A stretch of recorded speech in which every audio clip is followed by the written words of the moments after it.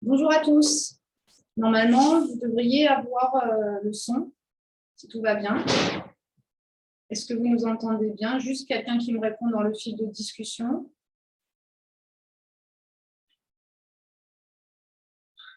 Ah, peut-être que vous n'avez pas le son.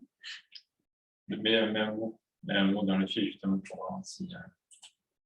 C'est super, merci. Alors, donc, bonjour et bienvenue à tous les participants à ce webinaire sur l'aide à l'instruction des autorisations d'urbanisme en zone agricole. Donc, pour nous, c'est une première. Donc, on s'excuse par avance des petits soucis que vous pourriez rencontrer et on espère que tout se passera bien. Donc, je me présente, je suis Emmanuelle Lang, chef de projet urbanisme foncier à la Chambre d'agriculture. Et je suis en charge d'introduire cette session et de faire en sorte que tout se déroule au mieux tout au long du webinaire. J'espère que tout le monde a réussi à se connecter et que vous nous entendez tous et que vous nous voyez tous correctement. S'il y a des problèmes qui persistent, n'hésitez pas à appeler Mounia Kazan, dont le numéro est le 04 94 50 54 86. Et je vous ai mis ses coordonnées dans le dernier mail que je vous ai transmis en début de semaine. Voilà. Donc, juste question d'organisation, nous sommes sur l'outil Zoom. Donc, normalement, vous nous voyez. Nous, on ne vous voit pas et on ne vous entend pas. C'est pourquoi le mieux pour entrer en interaction avec nous est d'utiliser l'onglet Q&R, donc pour questions-réponses au fur et à mesure de l'intervention. Pas forcément le fil de discussion parce qu'on ne pourra pas avoir les yeux sur les deux. Et à la fin du webinaire, on gardera un temps pour répondre aux questions en direct. Surtout, donc, pas de questions dans le fil de discussion et vraiment dans ce fil questions et réponses. En fin de webinaire, on mettra l'enregistrement en ligne ainsi que les documents inhérents à la présentation et les liens qui vous permettront d'accéder à ceux qu'on ne peut pas envoyer. Donc, juste rappeler aussi dans un premier temps que notre démarche s'inscrit suite à de nombreux échanges qu'on a eus avec des services instructeurs de communes ou d'intercommunalités dans le Var concernant certaines problématiques rencontrées sur les dossiers en zone agricole. Et donc, il a été décidé avec les services de l'État de la nécessité d'apporter un appui et une aide concernant l'instruction des autorisations d'urbanisme en zone agricole. Les questions et les difficultés portaient entre autres sur la question de la nécessité agricole de la construction, la justification du dimensionnement des bâtiments, les qualités d'activité complémentaires, etc. Donc aujourd'hui, on va essayer de répondre à toutes ces demandes pour que vous puissiez arriver à vous y retrouver. Donc, pour toucher le plus de services possible, du coup, on a décidé d'organiser ce déroulé et cette réponse sous forme de webinaire. Et dans un second temps, donc je voulais vous rappeler comment ça va se dérouler aujourd'hui. Donc, on va avoir une présentation de la part de Monique Lahotte et Sylvia B du service planification prospective de la mission enjeux espaces ruraux à la DDTM, avec des compléments qui seront apportés par Olivier Abaziou, donc qui est conseiller spécialisé au service formation-installation de la Chambre d'agriculture. Voilà pour ça. Et donc, vous pourrez poser les questions par écrit. Je les note au fur et à mesure de l'avancée du webinaire et on verra ce qu'on aura matériellement le temps de traiter en fin de présentation. Et pour celles pour lesquelles on n'a pas apporté de réponse, on vous fera une réponse à l'écrit via un envoi mail de tout ça. Voilà. Donc, je vais partager l'écran, si tout se passe bien, pour attaquer cette présentation.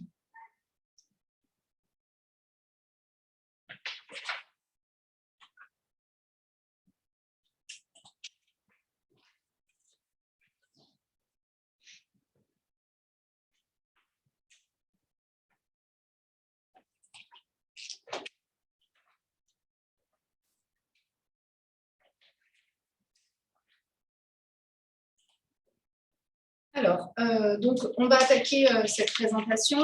Juste avant d'attaquer, pour que ce soit un petit peu quand même interactif, ce webinaire, on a décidé de mettre en place certaines petites questions au fur et à mesure du déroulé de la présentation. Donc, la première question que je souhaite vous poser, on va la lancer, c'est d'après vous, la Chambre d'agriculture joue-t-elle un rôle dans l'instruction des autorisations d'urbanisme en zone agricole? Je vais vous lancer cette question. Je vais vous laisser quelques secondes pour répondre. Et ne vous inquiétez pas, ce questionnaire est normalement anonyme. Voilà, vous pouvez répondre. Je vous laisse quelques secondes. Ça va, tout le monde est réactif.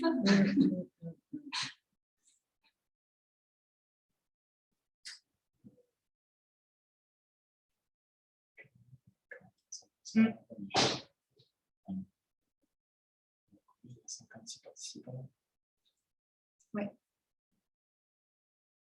Allez, je vous laisse encore 2 petites secondes.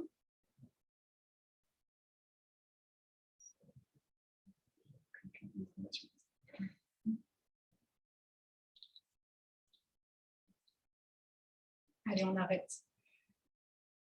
Ça continue de répondre. Donc là, vous êtes 43% à penser que oui, la Chambre d'agriculture a un rôle dans l'instruction des autorisations d'urbanisme en zone agricole. C'est 44% pour oui et 56% pour non. Eh bien, on va essayer de vous apporter les réponses à ces questionnements. Je laisse Monique Lahotte démarrer. Donc, bonjour, donc, je suis Monique Lahotte, responsable de la mission Enjeux Espaces ruraux à la DDTM du Var. Et voilà, donc, ma collègue Sylvia Beck, plusieurs d'entre vous connaissent certainement de nom, mais n'avaient peut-être pas eu l'occasion de la voir voilà, de visu.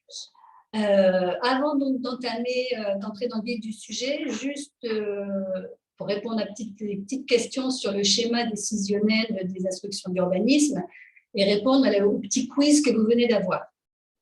Donc, en ce qui concerne les instructions d'urbanisme, vous allez avoir au sein de la DDTM essentiellement 2 services qui vont vous intéresser. Le service urbanisme et affaires juridiques, donc le SUAJ, et le service planification et prospective, le SPP. Donc, en ce qui concerne les communes Lac et Gorge du Verdon, ainsi que les communes de Bargem et Ribourg, ce sont les services de la DDTM qui instruisent les permis en zone agricole, enfin tous les permis d'ailleurs en règle générale, par une mise à disposition du personnel de la DDTM auprès de ces communes. Ensuite, en ce qui concerne toutes les communes au RNU, vous devez solliciter l'avis du représentant de l'État pour tous les permis qui vous sont soumis. Enfin, au service planification et prospective, vous avez donc la CDPENAF, dont Sylvia et moi-même assurons à la fois le secrétariat et l'animation, avec donc tous les motifs de saisine de la CDPENAF. Donc, on y reviendra un petit peu plus tard. Donc, juste pour rappel, la CDPENAF, c'est la Commission départementale de préservation des espaces naturels, agricoles et forestiers. Et enfin, pour répondre au petit quiz de tout à l'heure, non, la Chambre d'agriculture, il n'y a pas de nécessité réglementaire de consulter la Chambre d'agriculture pour l'instruction des permis de construire. La Chambre d'agriculture ne rend pas d'avis.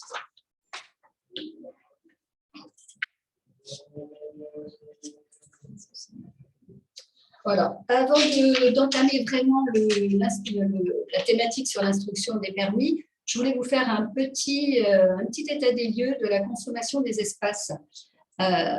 Donc, entre 2006 et 2016, vous avez 27 000 hectares qui ont été consommés par an en France, ce qui donne l'équivalent de 5 terrains de foot par heure. Donc, si on rapporte au département du Var, ça faisait à peu près un peu plus de 2300 hectares par an de consommés durant cette période.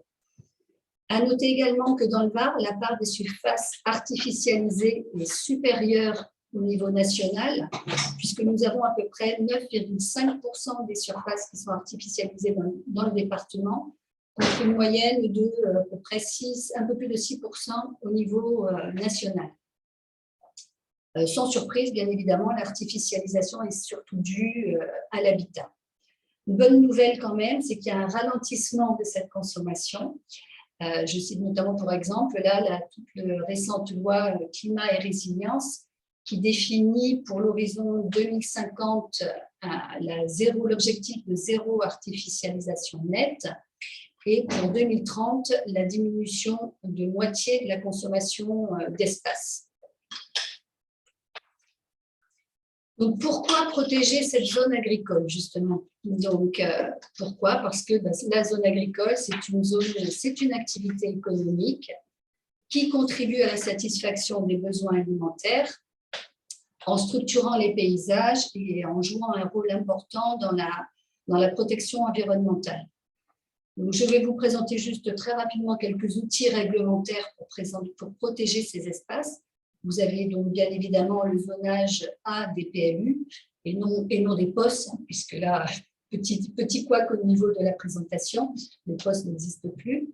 Vous avez donc l'ACD-PENAF dont je vous ai parlé tout à l'heure, et vous avez les zones agricoles protégées, donc les ZAP, la ZAP, c'est une servitude donc qui va être adossée au PLU. C'est une servitude qui vise à sacraliser les zones agricoles. Pour info, dans le Var, on a eu 10 ZAP actuellement approuvés avec de nombreux projets à venir. Pour l'instant, il y a à peu près 10 000 hectares qui sont couverts par les ZAP dans le Var. Donc, on est en tête de liste au niveau national. Voilà, il faut le savoir. On est cité en exemple. Pour rappel aussi, la ZAP n'interfère pas avec le règlement d'urbanisme. C'est bien le règlement d'urbanisme qui s'applique quand bien même la zone est en ZAP.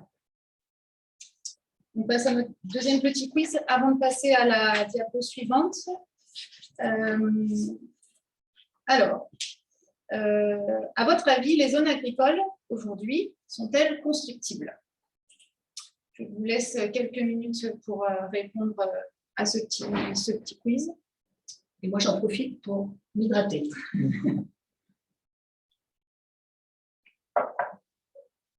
Ça répond vite.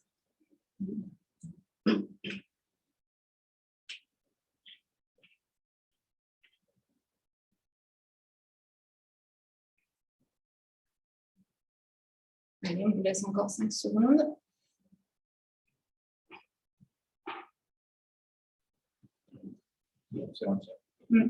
On est pour l'instant à 67% de oui, les zones agricoles sont constructibles, 33% non, les zones agricoles ne sont pas constructibles. Alors, on arrête le sondage et on va essayer de vous apporter cette réponse.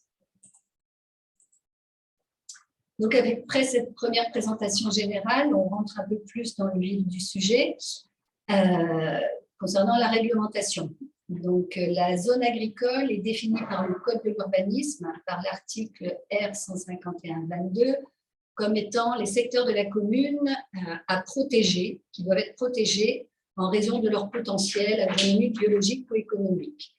Et donc, la zone A est inconstructible par définition.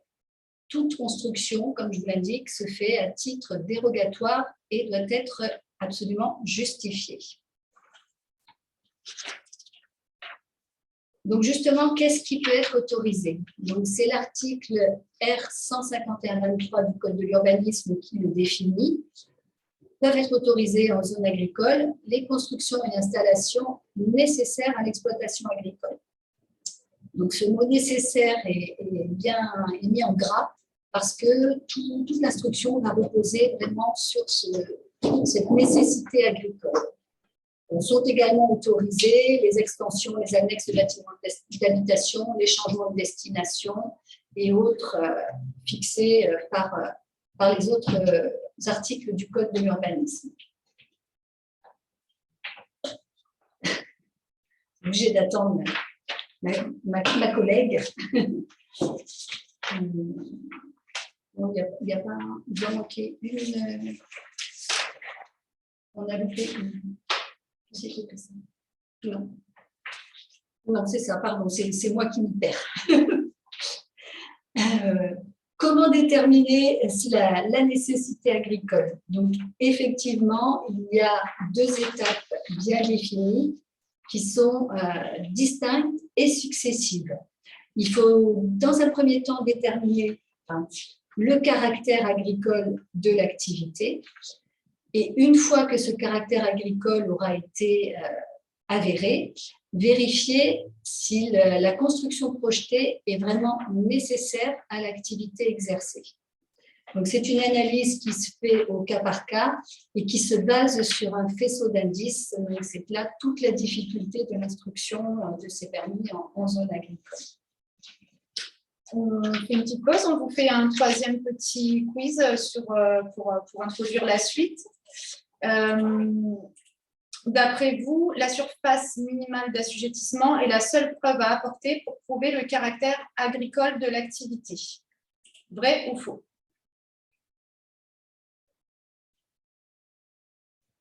C'est bien.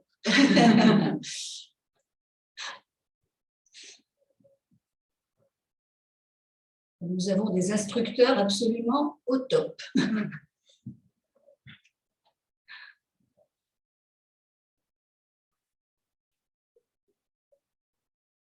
Allez, je mets fin au sondage. Donc, on est à 96% de personnes qui ont répondu faux et à 4% de personnes qui ont répondu vrai. Donc, on va essayer d'apporter une réponse aux 4% qui ont répondu vrai. Alors, donc, dans la première étape, définir si l'activité est vraiment agricole. Donc, c'est l'article L311.1 du Code rural et de la pêche maritime qui définit ce qu'est une activité agricole. Une activité agricole, voilà, c'est la maîtrise d'un cycle biologique, qu'il soit végétal ou animal. Par exemple, ne sera pas une activité agricole une entreprise, un paysagiste ou une activité d'entretien des parcs et jardins. Un négociant en vin non plus ne sera pas une activité agricole, mais une activité commerciale. Un maquignon qui revend du bétail. Voilà, donc ça, c'est vraiment le premier indice, c'est s'assurer que l'activité agricole corresponde à cette maîtrise d'un cycle biologique. Ensuite, deuxième indice qui va vous permettre de déterminer ce caractère agricole de l'activité. Alors, pour cela, vous pouvez vous référer à la mallette du foncier agricole, qui est un document qui a été élaboré en 2015, je crois. 2012 et re-signé en 2015. Voilà, donc qui a été co-signé par les chambres consulaires, par le service de l'État, par les maires du Var, le conseil départemental. Donc, c'est un document qui regroupe des documents de référence et qui liste un petit peu les outils d'intervention foncière. Donc, un des documents de cette mallette est la charte agricole du Var qui propose notamment une suggestion de rédaction pour le règlement de la zone agricole. Et à cette suggestion de rédaction est annexé un document qui va vous servir de base pour déterminer ce qu'est un exploitant agricole au titre de l'urbanisme.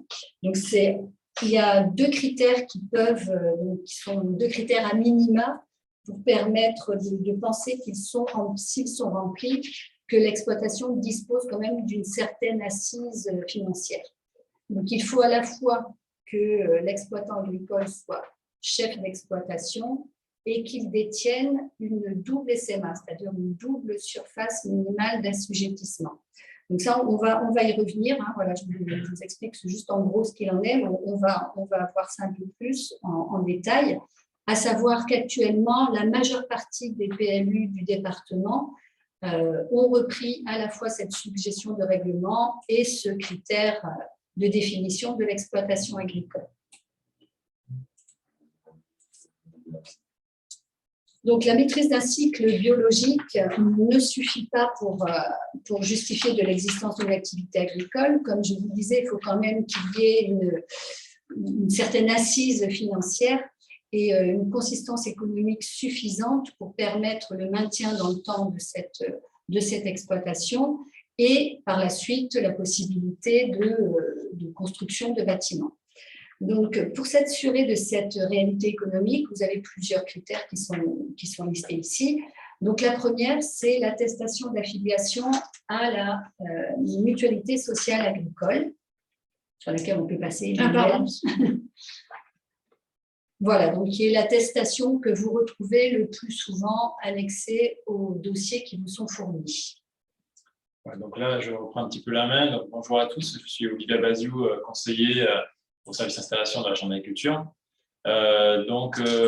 Pour justifier, pour que le pétitionnaire puisse justifier son statut d'agriculteur, le premier élément à obtenir, c'est son attestation d'affiliation à la MSA en qualité de chef d'exploitation. Alors, on peut retrouver, comme c'est indiqué, plusieurs types de formats d'attestation fournis par la MSA. Mais en fait, les informations que l'on doit retrouver impérativement, c'est d'une part, chef d'exploitation, membre de société non salariée, parce que c'est une société, normalement, c'est la société quand c'est une société qui demande un permis de construire en agricole, on doit demander éventuellement s'il existe des associés exploitants dans cette société, et les associés exploitants, donc qui participent aux travaux, doivent fournir une attestation dans laquelle ils ont la qualité de membres de société non salariés. Autre élément, il faut également que le statut de chef d'exploitation soit indiqué comme étant exercé à titre principal. Ça, c'est aussi une des conditions importantes à retrouver. Est-ce que tu peux expliquer peut-être la différence entre secondaire et principal? Alors, pourquoi on insiste sur le caractère principal du statut de chef d'exploitation?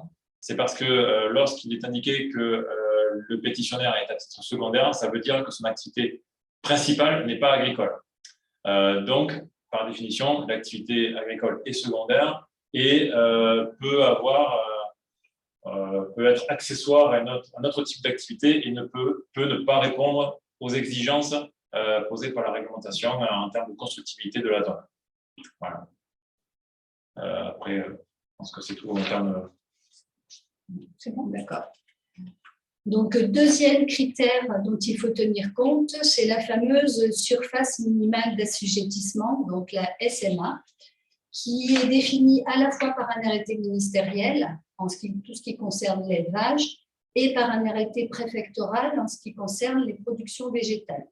Donc, on va passer à l'arrêté ministériel donc, du 18 septembre 2015, sur laquelle vous voyez, par exemple, je prends l'exemple des abeilles, la SMA est de 200 ruches. Donc, pour le Var, double SMA, on arrive donc à 400 ruches. Voilà. Juste, je vais apporter une précision aussi sur la SMA, parce que la SMA, c'est une notion qui est assez complexe et qui va différer, qui va, à la base, l'utilité de la SMA, elle est pour la MSA, pour déterminer le statut social de la personne qui exerce une activité agricole.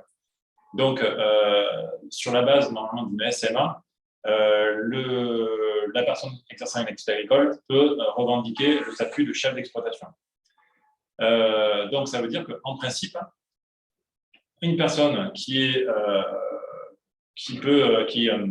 le statut de chef d'exploitation a à minima une SMA.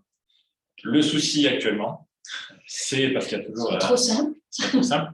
C'est que la SMA a diversifié ou ajouté de nouvelles règles pour obtenir le statut de chef d'exploitation, ce qui va rendre plus compliqué l'appréciation au niveau juridique, donc des permis de construire, le réel statut, ou plutôt l'adéquation entre le statut social du pétitionnaire et le statut en termes de SMA au niveau de la demande qui est faite en termes de permis de construire.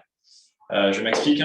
La SMA, en plus de la SMA en surface ou en nombre d'animaux, elle a aussi la possibilité d'affilier en qualité de chef d'exploitation les personnes qui déclarent avoir une activité qui représente à minima 1200 heures de travail par an. Donc, ça veut dire qu'on peut, par exemple, avoir un apiculteur qui a 100 ruches, mais qui va avoir le statut de chef d'exploitation à titre principal auprès de la MSA. Parce qu'il aura déclaré à la MSA qu'il a au moins 1200 heures de travail par an, en sachant que c'est déclaratif. Voilà, ça veut tout dire.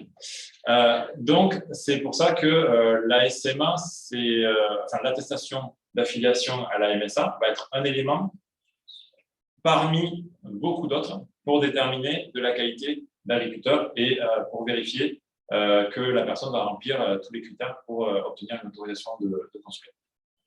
Voilà, je ne sais pas si j'étais clair. Oui, tout à fait. C'est-à-dire qu'effectivement, voilà, ça rentre bien dans le cadre de ce que l'on vous explique, c'est que voilà, il faut l'attestation d'affiliation, mais ça ne suffit pas. Il faut effectivement d'autres preuves de cette activité.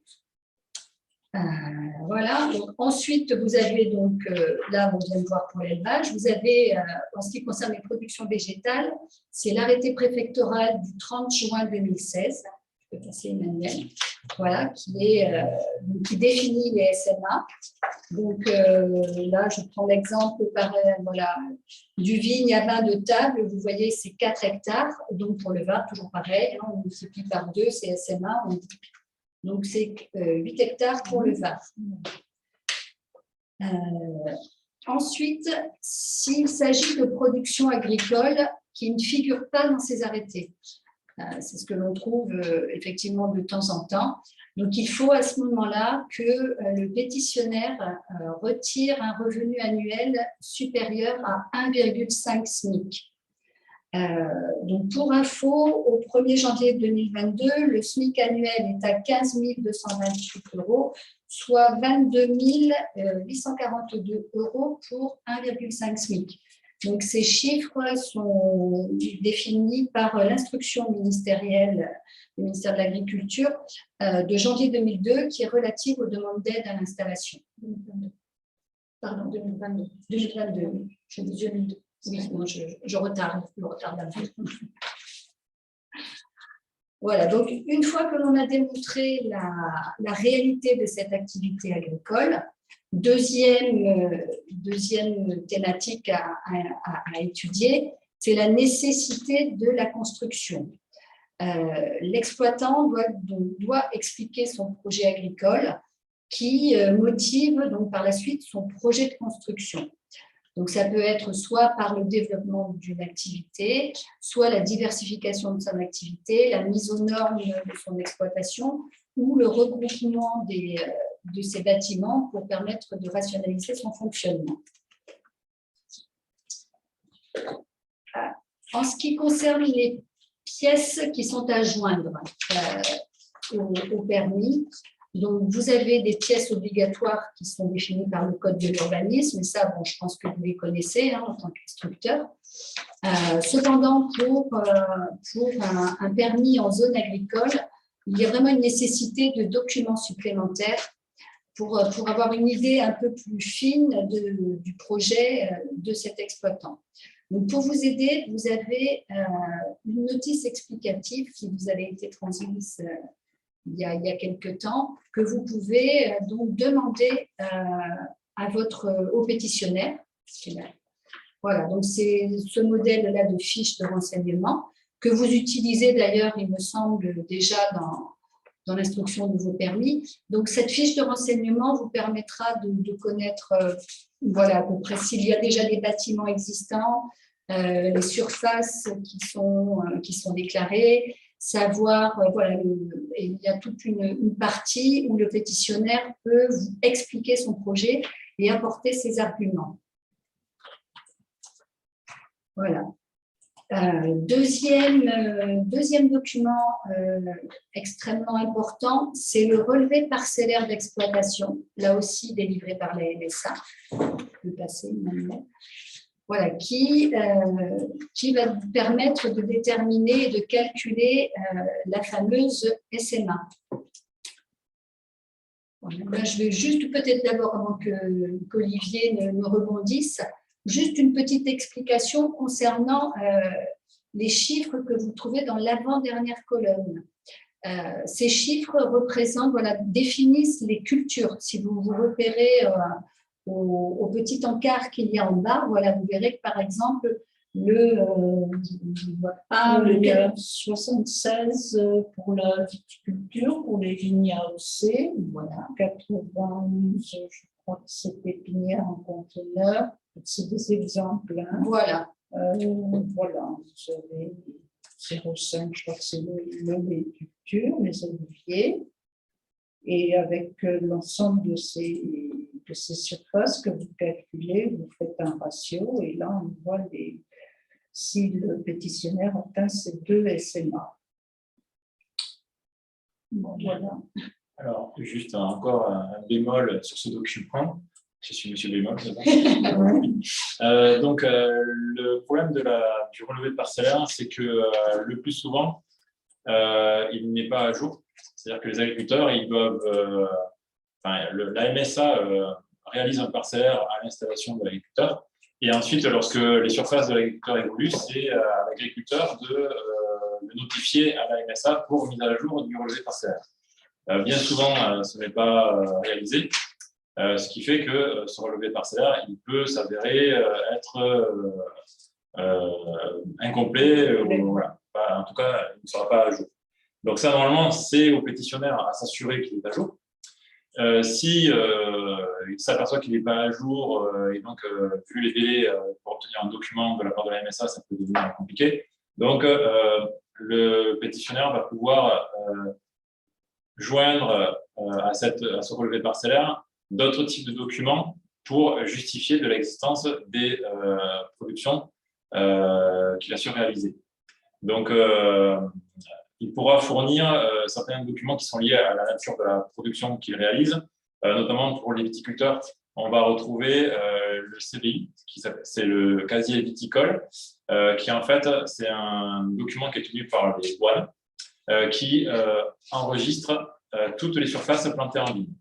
Donc déjà, ça c'est un document officiel qui va permettre pour la partie viticulture d'être sûr des surfaces cultivées, puisque ça, par contre, les douanes, elles exigent que ce soit à jour en permanence. Donc là, il n'y a pas de doute sur la mise à jour de ce document. Lorsqu'il s'agit d'activités d'élevage, on peut retrouver aussi des registres d'élevage, des déclarations à l'EDE, qui est l'organisme, je parle le nom, c'est l'établissement départemental de l'élevage. Voilà. Voilà. On se complète. C'est ça. Donc, le pétitionnaire pourra fournir tout un tas de documents, même ne serait-ce que les copies des baux à ferme, les copies des attestations de propriété des surfaces qu'il dit détenir ou exploiter. Le problème étant pour les baux à ferme ou les attestations de propriété, c'est qu'elles ne mentionnent pas toujours le type de culture pratiquée. Et c'est là où on peut avoir des difficultés pour évaluer la SMA, justement. Donc, il faut essayer de rassembler un maximum. Il faut que le pétitionnaire, parce que c'est à lui de le faire, doit rassembler le maximum d'éléments qui puissent permettre au service instructeur de calculer cette fameuse SMA. Donc, à lui d'amener tous les éléments qui vont permettre d'atteindre ce résultat.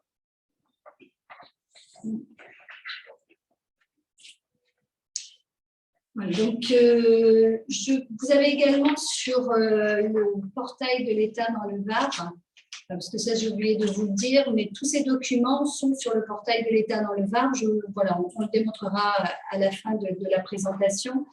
Vous avez donc la liste des pièces qui peuvent être demandées aux pétitionnaires. Donc voilà, elles sont listées, hein, le relevé parcellaire d'exploitation, la note de présentation, l'attestation MSA.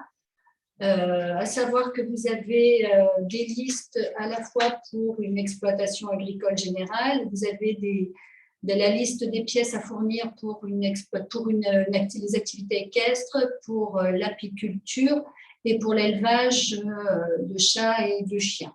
Parce que, voilà, on a également ce type de production, si je peux dire. Important également, c'est les plans de situation du siège d'exploitation, voilà, qui permet de s'assurer de l'intégration paysagère du projet et du regroupement des bâtiments. Voilà. Alors, un point maintenant sur le dimensionnement des bâtiments, parce que c'est une question qui est revenue, qui revient assez régulièrement. Toujours sur le portail de l'État dans le Var, voilà, vous avez un référentiel de surface des bâtiments agricoles. Donc, vous avez défini pour l'élevage, pour le fourrage, les dimensions également pour le matériel agricole. Ce qui n'apparaît pas dans ce référentiel, en revanche, c'est le dimensionnement pour tout ce qui est viticulture. Donc, voilà, on peut considérer que pour tout ce qui est viticulture, on peut autoriser jusqu'à 80 mètres carrés de bâtiments viticoles par hectare exploité. Donc, ces chiffres, on vous les fournit parce que depuis le temps que la DDTM instruit les permis, voilà, c'est une moyenne sur les dossiers instruits depuis 15 ans. Voilà. Point d'attention également, c'est sur le devenir des bâtiments existants. Donc, bien vérifier, bien demander l'explication quant aux pétitionnaires sur ce que vont devenir les bâtiments qui existent, de manière à ne pas faire, que par exemple, ils ne transforment pas un bâtiment existant en logement pour construire à côté, pour un deuxième logement, devrais-je dire, pour construire à côté un hangar nécessaire à son activité. Il faut qu'il justifie pourquoi le bâtiment existant n'a plus d'utilité pour l'exploitation et du coup, pourquoi ce nouveau besoin alors qu'un bâtiment existe déjà sur l'exploitation qui est sous-exploité. Tout à fait. Voilà, ce qui me permet de rebondir sur le logement de l'exploitant. Alors, c'est un sujet là aussi qui revient fréquemment dans vos questions. La nécessité d'un logement sur une exploitation a été déterminée par la jurisprudence. Ce que dit cette jurisprudence, c'est que si l'activité nécessite une présence permanente sur l'exploitation, un logement peut être autorisé. Ce qui signifie donc que tout exploitant agricole n'a pas nécessairement le droit de construire ce logement. On peut dire que voilà, il y a 3 cas dans lesquels le logement est possible. C'est dans le cadre d'une activité d'élevage, parce que vous avez bien évidemment les naissances. Dans le cadre des serres chauffées également, parce que si la serre tombe en panne, il y a tout de suite un impact sur la culture. Donc, toujours bien évidemment à garder en tête qu'il faut quand même l'atteinte de la double SMA pour n'importe laquelle de ces productions. Donc, pour les serres chauffées, voilà, petit rappel, c'est 3000 m² minimum nécessaire. Et enfin, la culture du safran. Je vous ai mis un petit point d'attention là-dessus parce que voilà, le safran, alors c'est le Conseil d'État qui a émis un avis estimant que du fait de la réactivité qu'il faut avoir face à la culture du safran, c'est-à-dire que dès que les fleurs s'ouvrent, il faut pouvoir cueillir les pistils, et du fait de la cherté du produit, un logement était nécessaire sur l'exploitation. Donc, un petit, voilà, ce point d'attention parce que cette jurisprudence commence à se savoir. Et il faut donc vraiment que vous cadriez très fort ces dossiers. Donc, parmi les éléments que l'on vous conseille de demander aux pétitionnaires concernant cette culture du safran, c'est déjà d'avoir des factures récentes d'achat de bulbes. Je peux vous démontrer quand même voilà, une réalité. Des justificatifs aussi de main-d'œuvre, parce que le safran nécessite beaucoup de main-d'œuvre. Donc, la première année, ça peut être effectivement des membres de la famille, mais une fois que ça se professionnalise, il faut quand même des contrats de travail. Et prouver qu'il y ait eu au moins une récolte, c'est-à-dire donc avec des factures de vente. À savoir également, c'est qu'il n'y a qu'un seul logement autorisé par exploitation. Donc là aussi, c'est la jurisprudence qui le définit. Un second logement n'est pas nécessaire sur l'exploitation. Et avec un préalable dont nous avons déjà parlé, il faut qu'il y ait un bâtiment technique existant auparavant. Bon, et petite note, le vol ou la surveillance n'est pas un motif pour autoriser un logement. Alors, on fait une petite pause avec un dernier petit sondage, dernier petit quiz concernant justement le logement en zone agricole. D'après vous, la construction de logements salariés est autorisée en zone agricole, vrai ou faux? Je vous laisse répondre.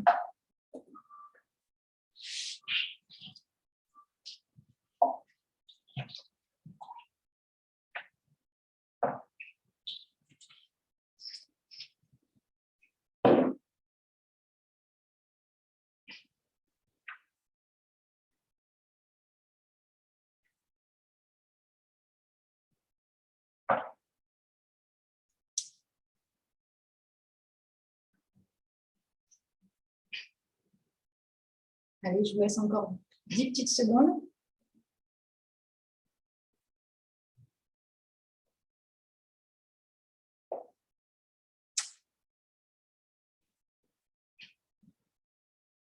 On a un taux de réponse de 75-25. 75% qui pensent que on ne peut pas autoriser, enfin la construction de logements salariés n'est pas autorisée en zone agricole, et 25% qui pensent que c'est autorisé.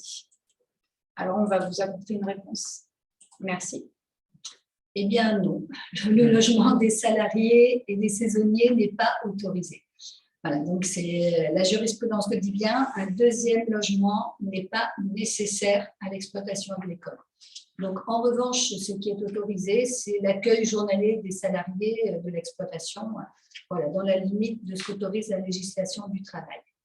Oui, comme réfectoire, sanitaire, vestiaire, hein, c'est ce qui est autorisé par ce qui est demandé par la législation. Alors, un petit zoom maintenant sur la loi littorale, avec donc le principe de base de la loi littorale, c'est que l'extension de l'urbanisation doit se réaliser en continuité avec les agglomérations et les villages existants.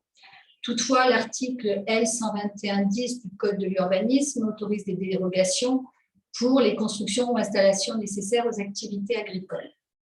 À savoir qu'avant la loi Elan, en novembre 2018, n'était autorisé par dérogation que les constructions ou installations nécessaires aux activités agricoles, mais incompatibles avec le voisinage des zones habitées. Donc, la loi Elan a modifié cet article en supprimant cette nécessité d'incompatibilité, mais en revanche, en rajoutant une nécessité d'avis à la fois de la CDNPS, qui est la Commission départementale de la nature, des paysages et des sites, et de la CDPENAF, donc la Commission départementale de préservation des espaces naturels, agricoles et forestiers. À savoir que ces constructions agricoles ne sont pas autorisées en espace proche du rivage. Je sais que pour certaines communes, c'est très problématique. Quoi qu'il en soit, voilà, c'est le règlement, hein, c'est la loi. La loi Elan a également apporté une modification en signalant, en interdisant les changements de destination des bâtiments agricoles. Toutefois, voilà, il y a une réponse ministérielle de juin 2020 qui spécifie qu'il peut y avoir une dérogation pour les bâtiments agricoles qui ont été édifiés avant 1943, donc qui est la loi qui oblige toute construction à faire un permis de construire, donc pour lesquels on estime que si ces bâtiments ont été construits avant 1943 et n'ont plus d'usage agricole, de fait, il n'y a plus de destination agricole, donc le changement de destination de ces bâtiments reste possible. Donc ça, c'est une réponse ministérielle. Voilà, je ne voulais pas noter sur la présentation, mais on vous donnera les références de celle-ci parce qu'elle est importante Elle apporte un élément aussi important, à savoir que la loi Elan a un effet rétroactif, c'est-à-dire que même si vos PLU ont ont désigné des bâtiments comme pouvant faire l'objet d'un changement de destination dans votre PLU, ces bâtiments ne peuvent pas faire l'objet d'un changement de destination puisque la loi Elan s'y applique, donc, sauf bien évidemment s'il peut être prouvé qu'ils ont été édifiés avant 1943 et qu'ils n'ont plus d'usage agricole. Je vous ai également noté une petite, le référentiel de la loi littorale de la Dreal-Bretagne, parce que c'est la Dreal-Bretagne, donc pareil, on vous donnera les liens un peu plus tard. Ils ont fait tout un ensemble de documents portant sur la loi littorale qui est très bien fait et qui pourra vraiment vous aider à la fois dans l'instruction des documents, des autorisations d'urbanisme, mais également pour tout ce qui est documents d'urbanisme. C'est assez complet, il y a plein de thématiques, donc voilà, moi je vous invite vraiment à vous référer à à la Dreal-Bretagne.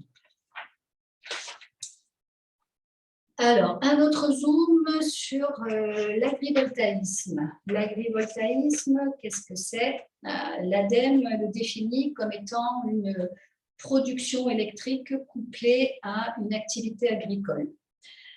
C'est une thématique qui prend de l'ampleur parce que pour répondre aux objectifs de la PPE, donc qui est la programmation pluriannuelle de l'énergie, les zones anthropisées ne suffiront pas pour installer tout ce qui est énergie renouvelable. Et donc, les zones agricoles représentent un vivier extrêmement important et qui sont actuellement regardés par les opérateurs photovoltaïques. Donc, première chose, voilà, je vous ai mis juste un petit panel de ce qui peut se faire en agrivoltaïsme. Les centrales au sol, donc, dans le département, en revanche, elles sont strictement interdites en zone agricole, donc ce ne sera pas l'objet de cette thématique ici. En revanche, on peut trouver donc, les serres photovoltaïques, les hangars photovoltaïques et une nouveauté, ce sont les ombrières sur culture, les ombrières fixes ou mobiles. Première chose à retenir, c'est que dans l'instruction de ces permis, le bâtiment doit répondre à un besoin agricole. Voilà, c'est vraiment il faut faire un focus là-dessus. La production électrique ne doit venir qu'en second point. Vraiment, l'intérêt, c'est le besoin agricole. Il faut déterminer le besoin agricole et s'il y a effectivement couverture photovoltaïque, ça vient ensuite. Devant l'augmentation de dossiers de ce type, la CDPENAF, en mai de l'année dernière, a décidé de s'autosaisir de ces dossiers pour vous permettre d'avoir peut-être un petit appui pour l'instruction de ces permis un petit peu innovants pour l'instant. Donc, voilà, vous avez donc dorénavant, depuis mai 2021, vous devez transmettre donc tous les dossiers de construction neuve. J'insiste bien là-dessus, un hangar déjà existant avec une couverture photovoltaïque rajoutée par la suite, ce n'est pas la peine de transmettre à la CDPENAF. Bon, ce sont vraiment toutes les constructions neuves.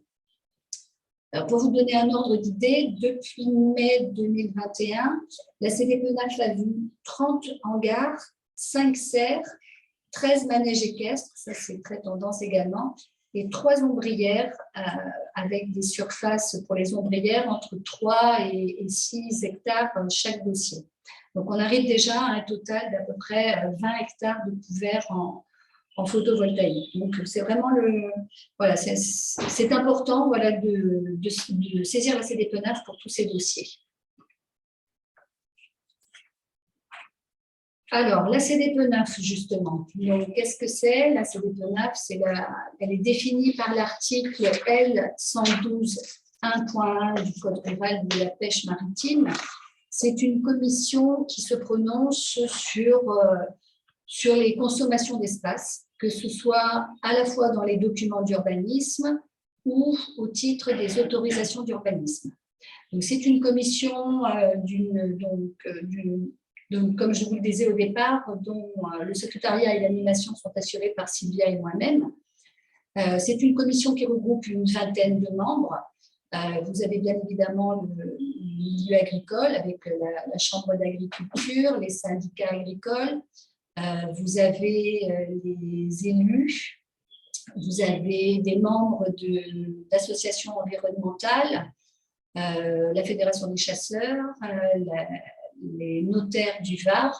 Voilà, donc c'est une commission qui se réunit environ une fois par mois et qui se prononce, comme je vous disais, à la fois sur les documents d'urbanisme et sur les autorisations d'urbanisme. Vous avez des cas de consultation obligatoires de la CDPENAF. En revanche, je ne vais pas vous les lister ici, mais vous avez, pour vous aider, sur le portail de l'État dans le Var, j'ai rajouté un document, voilà, un tableau récapitulatif avec tous les cas de saisine. Donc, vous pourrez vous y référer sans problème. Donc, à savoir que la CDPENAF émet à la fois des avis consultatifs et des avis conformes. Peu d'avis conformes, parce qu'il y a à peu près qu'un seul motif en ce qui concerne les autorisations d'urbanisme, c'est sur le changement de destination. Là, l'avis de la CDPENAF est un avis conforme, donc vous êtes donc obligé en tant que service instructeur de suivre l'avis de la CDPENAF.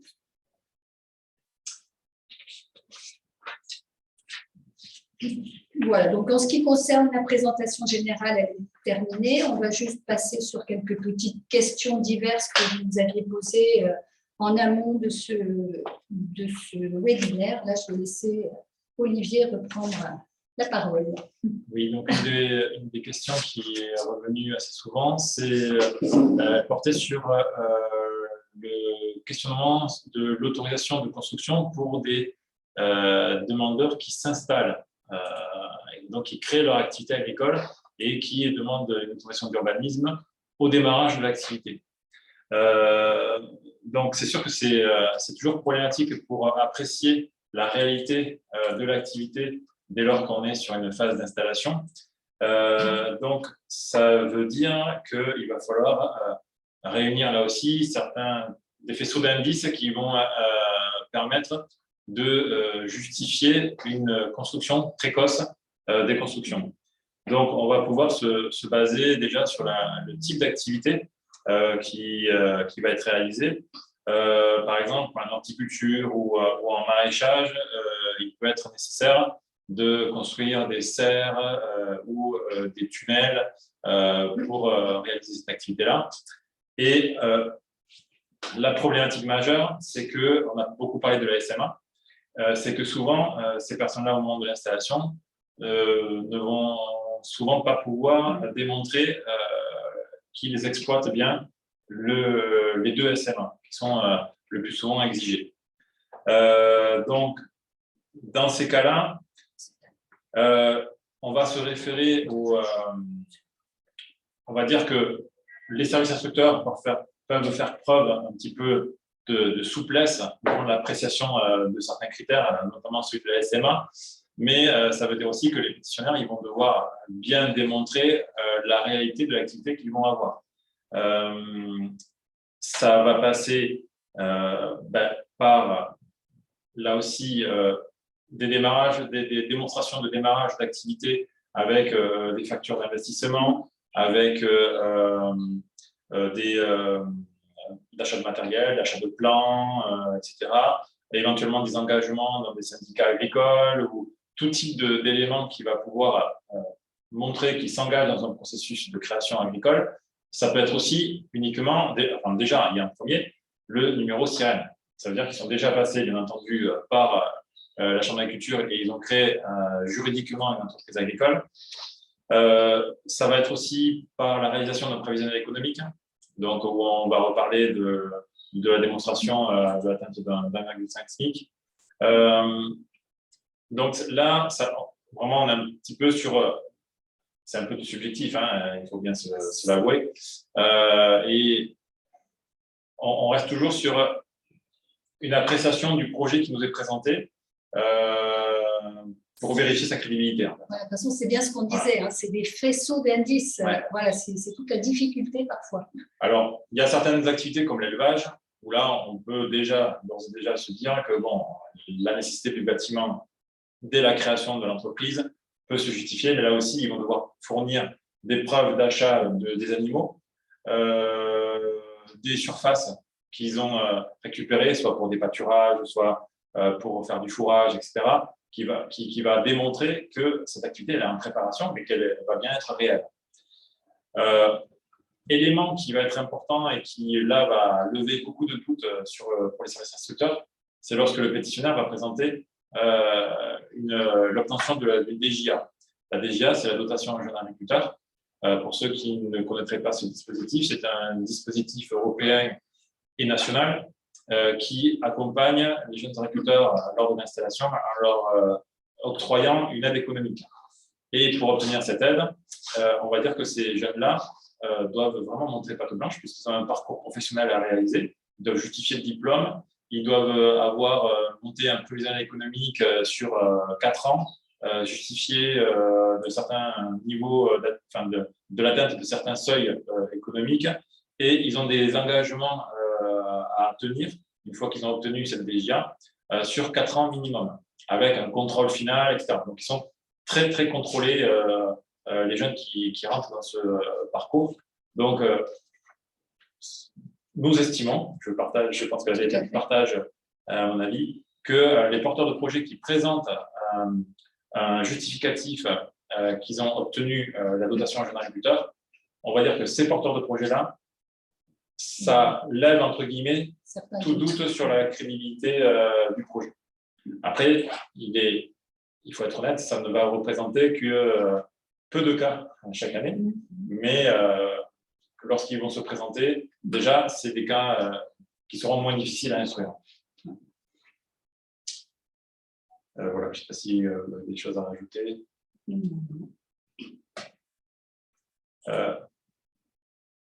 Ensuite, comment vérifier le prévisionnel? Alors,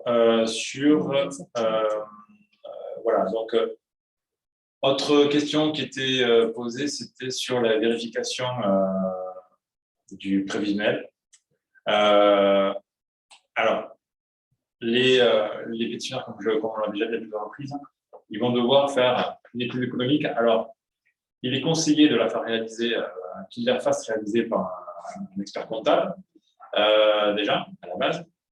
Ça montre aussi un certain sérieux sur la nature du travail réalisé. Et il faudra que cette prévisionnelle, il démontre l'atteinte d'un revenu agricole d'au moins 1,5 SMIC. On va dire sur 4 ans ou 5 ans, voilà, ça dépendra, mais bon, 4-5 ans, c'est ce qui est recommandé. Juste pour revenir, tu as fini sur cette réponse. Il y a quelqu'un qui demande peut-on questionner la Chambre pour savoir si tel porteur de projet a obtenu la DJA? Oui. De toute façon, la DGA, c'est public. Donc, que ce soit la DTM qui est gestionnaire aussi. C'est pas notre service. C'est le service agriculture et forêt qui gère la DGA. Mais de toute façon, le service installation de la Chambre de culture a tout à fait la possibilité de communiquer aux communes qui le souhaitent si tel ou tel demandeur a bénéficié de la DGA. Donc ça, il n'y a aucun souci. Ce sont des données publiques qui sont d'ailleurs publiées chaque année, je crois au journal officiel même, sur les personnes qui ont obtenu la DGA. Donc, il n'y a aucun problème. Autre question, le délai qui est demandé avant d'accepter la construction d'un logement. Alors ça a déjà été évoqué dans la présentation. Donc, il est demandé impérativement, on va dire, et là aussi pour éviter des détournements, voilà, que le pétitionnaire ait au moins déjà un bâtiment technique et déjà, on va dire, bien mis en place sa production pour pouvoir justifier la réalité de la SMA, mais surtout de ses productions. L'objectif étant de ne pas se retrouver avec une demande dans le même permis de bâtiment technique et d'une habitation qui serait accordée et qu'on n'ait que l'habitation qui soit construite et pas le bâtiment technique. ce qui a pu se passer, je crois, dans le passé. Tout à fait. Donc, voilà, l'objectif de ce préalable est là, c'est que la personne démontre la réalité de son projet d'exploitation, déjà par l'investissement dans la structure de l'exploitation elle-même, la structure technique. Question suivante, c'était les logements saisonniers, mais on y a déjà répondu. Pareil pour les locaux qui permettent l'accueil des salariés. Ah, oui, il y a une question là-dessus. Oui.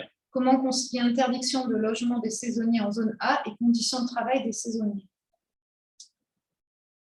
Alors, les conditions de travail, c'est comme on le disait précédemment, comme Sylvia l'a dit, c'est salle de réception, toilettes, etc. Oui, Donc, vestiaire. réalisé dans un bâtiment agricole déjà existant, donc peuvent être acceptées des autorisations de travaux pour réaliser ce type d'équipement. Voilà, parce que c'est un accueil juste journalier, c'est-à-dire qu'il n'y a pas de nuitée sur place.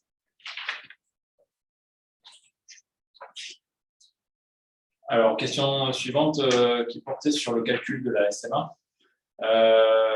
Alors, lorsqu'il y a plusieurs productions, c'est sûr, surtout actuellement, on voit qu'il y a de nombreuses activités, de nombreux agriculteurs qui diversifient leur production et qui ont besoin également de bâtiments.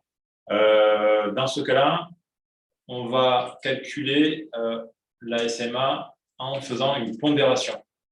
Donc, on va prendre les références de SMA par nature de production réalisée par l'exploitant et on va réaliser une pondération entre toutes les SMA de chacune des productions. Voilà, donc c'est pour voir si on peut atteindre, de par cette pondération, le fameux seuil des 2 SMA lorsqu'il est exigé, parce que, comme on l'a dit, ce n'est pas toutes les communes du Var qui ont intégré dans leur règlement l'annexe qui exige cette double SMA. Donc, pour les communes qui ne sont pas concernées par cette double SMA, la contrainte est moindre. Voilà. Sur cette question de la SMA, peut-être on fait juste un petit zoom sur les 2 questions qui ont été posées. Il y en a une qui revient 2 fois, c'est pourquoi préconiser 2 fois la SMA? Et une autre question, il faut donc 2 SMA pour toutes les activités ou uniquement pour la partie végétale? Alors, je vais d'abord répondre à la deuxième question. C'est pour toutes les activités, dès lors que c'est demandé, c'est pour toutes les activités. Donc là, il n'y a pas à réfléchir. Par contre, pourquoi préconiser 2 SMA? C'est le résultat d'une réflexion qui a eu lieu en 2012, justement, au moment de l'élaboration de la charte agricole, notamment sur la suggestion du règlement de zone agricole. Comme, il ne faut pas se le cacher, le département du Var était très concerné par les détournements d'usage, par les faux projets, etc., faux projets agricoles, pardon, pour obtenir des autorisations d'urbanisme.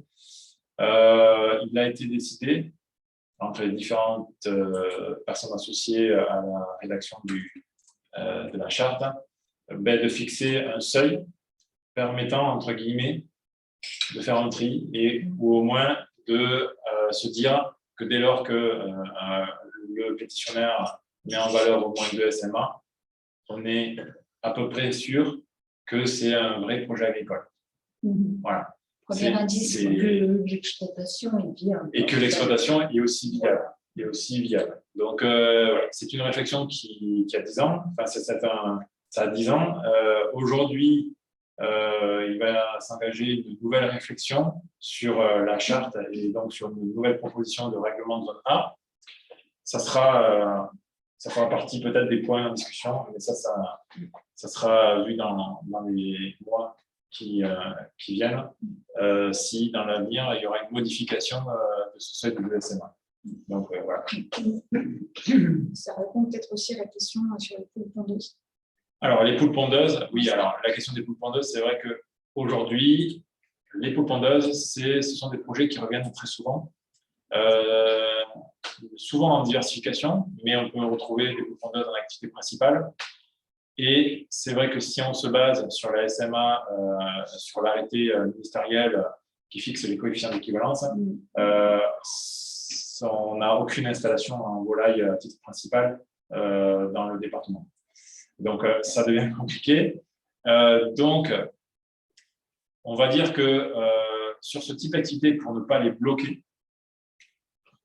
là aussi, on va faire appel à la souplesse des services instructeurs, avec aussi on va dire, la souplesse aussi dans l'instruction par les services de l'État, puisqu'il y a eu une entente, on va dire, pour fixer des seuils pour les projets de coupe pondeuse qui, s'ils n'atteignent pas les 2 SMA préconisés dans le règlement, ce qui est le cas à 100%,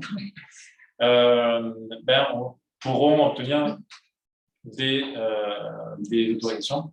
Et donc, les conditions, ça va être l'obtention de la DGA, donc la dotation jeune agriculteur dont j'ai déjà parlé, plus démontrer qu'il y aura au moins 500 poules pondeuses sur l'exploitation. Et également, les porteurs de projets ou les personnes déjà installées en poules pondeuses, ils devront apporter dans leur dossier une étude de marché et un prévisionnel économique pour valider la viabilité de leur projet. Voilà. Alors, on a d'autres questions qui tombent. Peut-être qu'on peut les regarder avant de finir le webinaire, enfin, en tout cas, la présentation. Donc, il y a une personne qui demande si les services instructeurs peuvent avoir la référence de l'arrêt du Conseil d'État pour le safran. Oui, voilà, on transmettra donc toutes ces informations à l'issue du webinaire. Ensuite, il y a une autre personne qui demande pourquoi on n'a pas fait de point spécifique sur la loi montagne. J'avoue que c'est un oubli de ma part.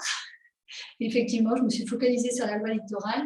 Donc, je vais vous rajouter une slide ou deux sur la présentation qui sera, voilà, qu'on vous renverra ensuite. Je vais essayer de la détailler un petit peu plus que ce que je n'ai pu faire là-dessus, de manière à ce que vous ayez les éléments. J'avoue que là, oui, voilà, c'est un oubli. Il y a une personne qui demande quid des divisions en zone agricole visant à isoler les maisons d'habitation et permettant par la suite de bâtir à nouveau. Alors là, c'est question. Mais après, normalement, les communes peuvent interdire la division parcellaire aussi dans l'école. Soumettre à autorisation. Donc, on n'a pas d'outils contre ce genre de procédé. Donc, sauf la commune qui interdit les divisions en zone agricole, on n'a pas de moyens pour éviter ce genre de situation. Voilà, c'est des situations sans solution. Une autre question, comment évaluer la nécessité des activités annexes des domaines vinicoles, celles de réception pour mariage, restaurant, hébergement? Alors, la réponse est claire, c'est interdit.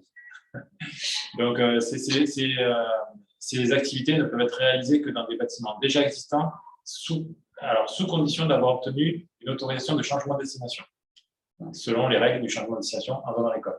Donc, avec passage obligatoire et avis conforme de la CDPNA. Donc, ce qui veut dire que construction de bâtiments neufs pour ce type d'activité, c'est non, puisque ce ne sont pas des activités de nature agricole. Voilà. Et là, on a des décisions claires du Conseil d'État qui interdisent absolument les bâtiments neufs pour les activités accessoires aux activités agricoles qui n'ont aucune nature et qui n'ont plutôt aucune nécessité technique pour l'activité agricole. Une autre personne demande, nous recevons des questions concernant la possibilité de gîtes de tourisme de la part de centres équestres au domaine viticole. Y a-t-il des dérogations possibles? Même réponse. Voilà. Même réponse. Un autre service nous demande de confirmer ce que tu disais, Olivier, tout à l'heure, sur le fait que certains PLU sont acceptés sans que la double SMA soit indiquée. Oui, ils existent. En fait, il y a quelques communes, une dizaine de communes, qui n'ont pas repris l'annexe. Exactement. Ceux qui n'ont pas repris l'annexe et la Chambre d'agriculture n'a qu'un avis consultatif sur les PLU. Donc, nous, on a beau le mettre dans notre avis, ce n'est pas pour autant que les communes s'approprient l'avis et le remettent en place après. Alors, en cas de recours, quelle est la valeur juridique de la charte imposant 2 SMA par rapport aux arrêtés interministériels? Effectivement, là, c'est un vide. Jusqu'à présent, à ma connaissance, nous n'avons eu qu'un jugement qui, effectivement, remet en cause cette double SMA. Jusqu'à présent, les juges suivaient, voilà. Mais je n'ai plus les références, mais je dois les avoir de ce jugement, voilà, qui remet en cause cette notion de double SMA. Un refuge pour chiens et chats peut-il être considéré comme une activité agricole? Non, c'est une activité commerciale, c'est assimilé à une activité commerciale. Pas de production animale, donc pas d'élevage, donc l'accueil de chiens ou la pension de chevaux, ce n'est pas une activité agricole.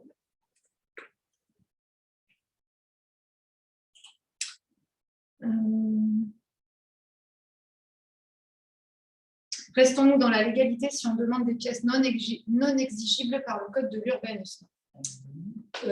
Oui, on reste dans la légalité parce qu'il y a des jurisprudences qui définissent effectivement que des éléments, que l'exploitant agricole doit absolument justifier de la nécessité agricole. Donc oui, on est dans la légalité. Je crois qu'on a fait le tour des questions qui ont été posées.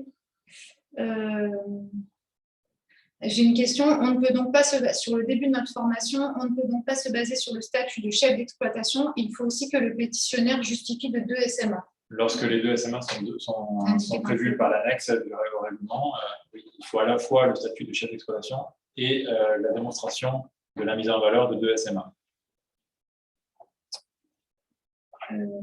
J'ai une personne qui me dit les activités équestres, point d'interrogation. Alors, très complexe.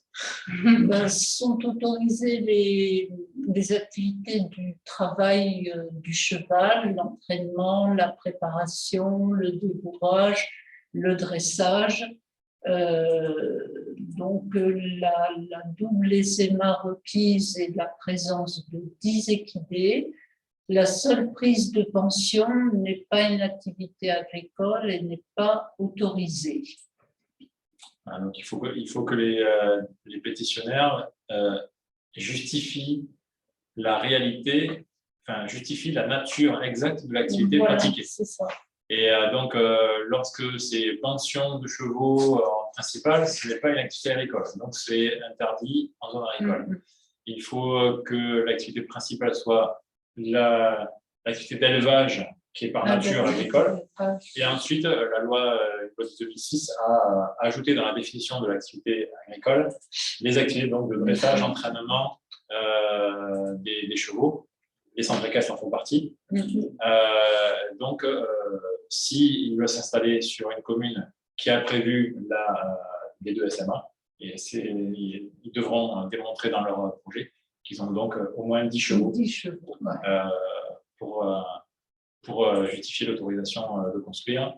Et ils devront fournir dans le dossier les papiers des 10 chevaux. Voilà, les documents. Les chambres d'agriculture ont-elles entrepris des actions auprès du ministère pour modifier la liste des pièces exigibles dans les demandes d'autorisation conformément aux jurisprudences évoquées? Sans ces pièces indiquées dans le SERPA, nos demandes de pièces ne suspendent pas les délais.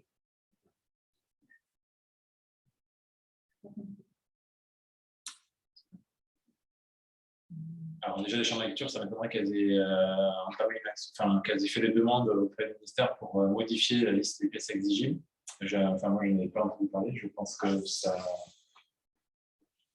n'y a pas ce type de démarche. Oui.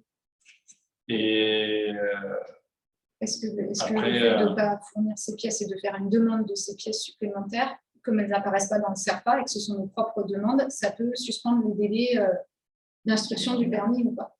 Non, je ne sais pas. Ça, c'est peut-être un point beaucoup plus juridique, plus.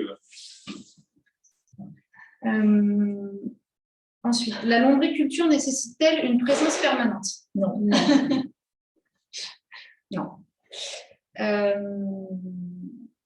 On a des questions dans le fil de discussion, alors je vais reprendre la question, mais donc il n'est pas obligé de reprendre cette annexe de la Chambre d'agriculture sur les SMA et cela pose un problème d'équité sur l'instruction dans le Var.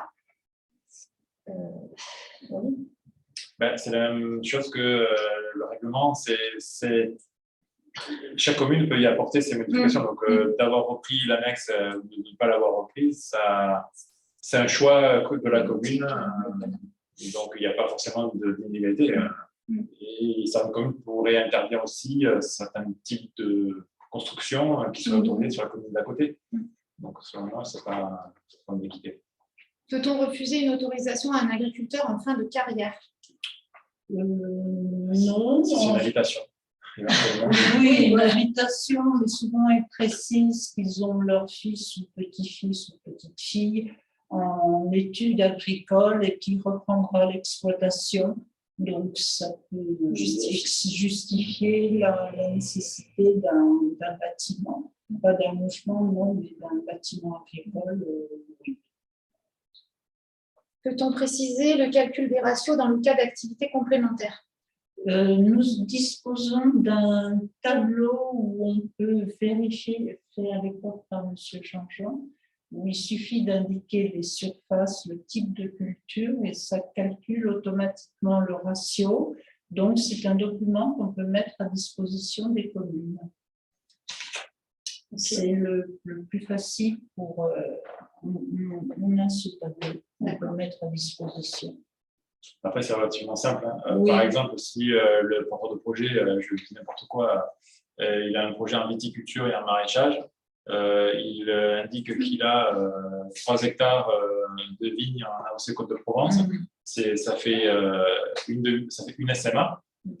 Et s'il dit qu'il fait du maraîchage à côté et qu'il a 1 hectare en plein champ, ça fait 0,5 SMA. Donc, ça fait une SMA également.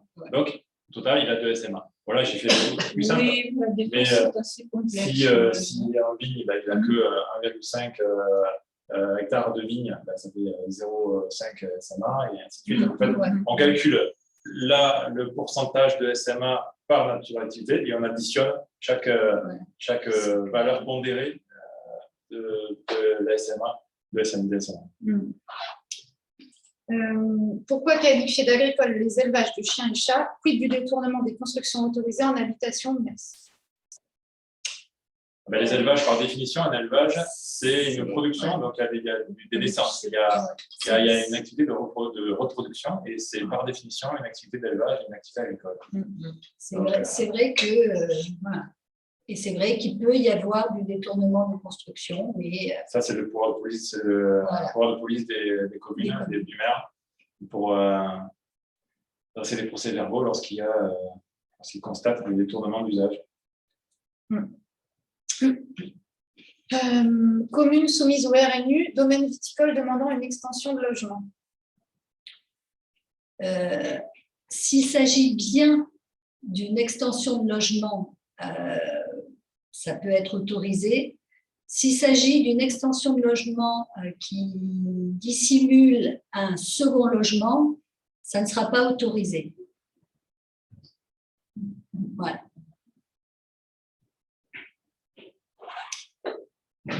Ok, je crois qu'on a fait le tour des questions. On reprendra le fil après si vous avez d'autres questions. On va poursuivre juste la fin du diapo. Voilà, oui, juste un petit point pour l'amélioration dans la transmission des dossiers quand vous les transmettez. Première chose, maintenant vous en serez bien conscient, c'est de vérifier que le dossier comporte bien les pièces agricoles. Jusqu'à présent, c'est vrai qu'on reçoit régulièrement encore des dossiers vides de pièces agricoles, donc ça oblige à vous redemander les pièces et à rallonger éventuellement les délais. Si vous nous faites une demande par mail, je vous demanderai aussi de bien indiquer dans l'objet à la fois le numéro du PC, le nom du pétitionnaire et la commune. Parce que nous sommes 2 pour gérer l'ensemble du département. Et bon, c'est vrai que ça nous aiderait un petit peu dans cette gestion-là.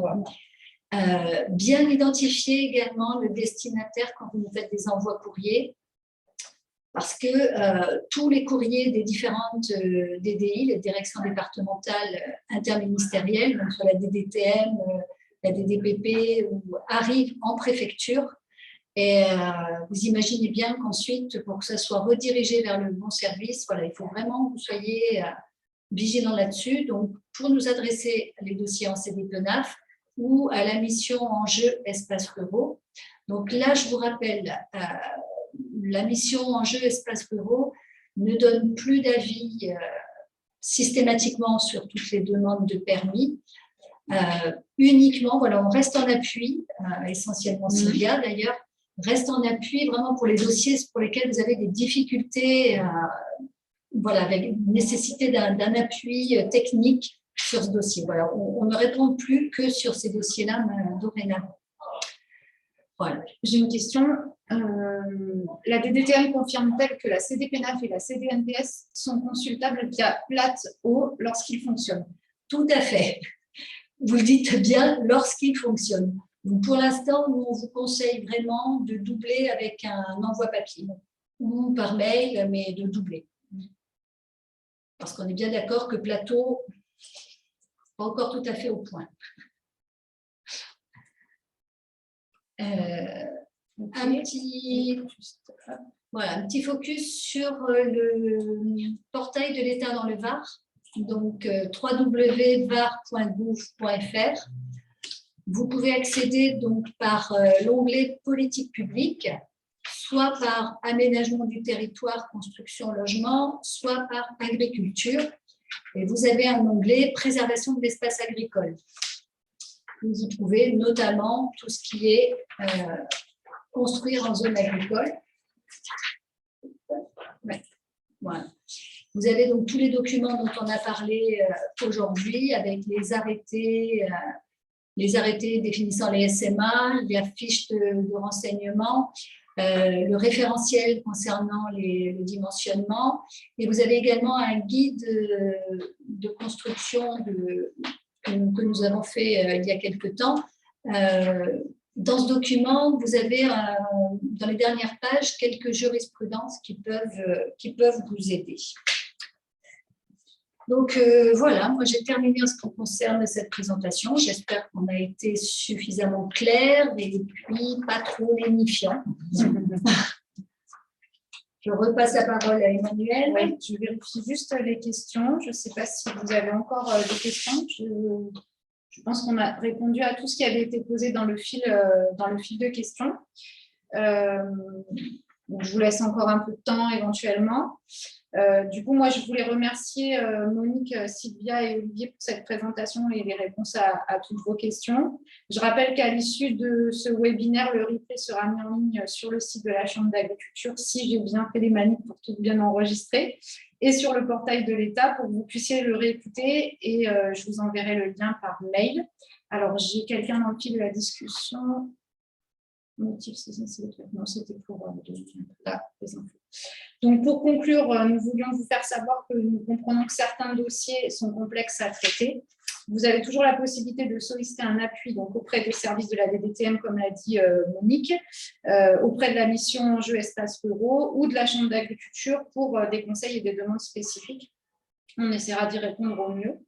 Et donc pour finir, nous allons vous transmettre un petit questionnaire d'évaluation de ce webinaire pour recueillir vos observations, votre taux de satisfaction et savoir s'il vous reste encore des questions en suspens après cette présentation et ces échanges.